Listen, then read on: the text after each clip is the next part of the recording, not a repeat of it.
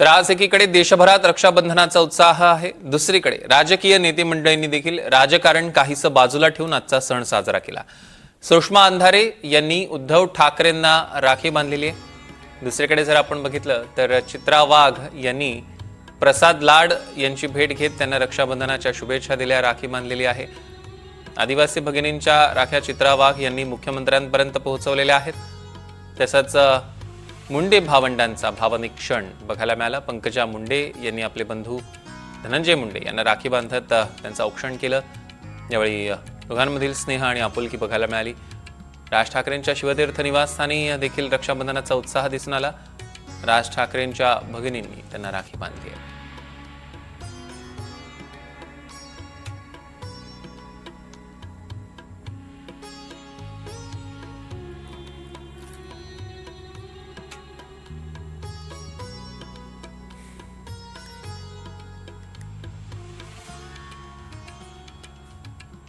तर आज रक्षाबंधनानिमित्त सुप्रिया सुळे यांनी अजित पवारांसोबतच्या आठवणी शेअर केल्या आहेत। अजित पवारांच्या अपघाती निधनाला 7 महिने पूर्ण झालेत। त्यांच्यासोबतचे काही फोटो सुप्रिया सुळेंनी शेअर करत त्यांच्यासाठी एक खास पोस्ट लिहिलेली आहे।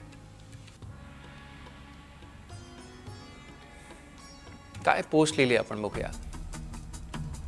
आज राखी पौर्णिमा, पण यावेळी तू सोबत नाहीस। ही जाणीव मनाला खूप अस्वस्थ करते आहे।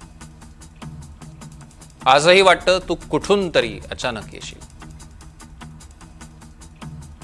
राखी बांधून घेशील, बहिणींसोबत गप्पा गोष्टी करत पुन्हा एकदा कुटुंबात रमून जाशील। तुझ्या नसण्यानं निर्माण झालेली पोकळी कधीच भरून निघणारी नाही।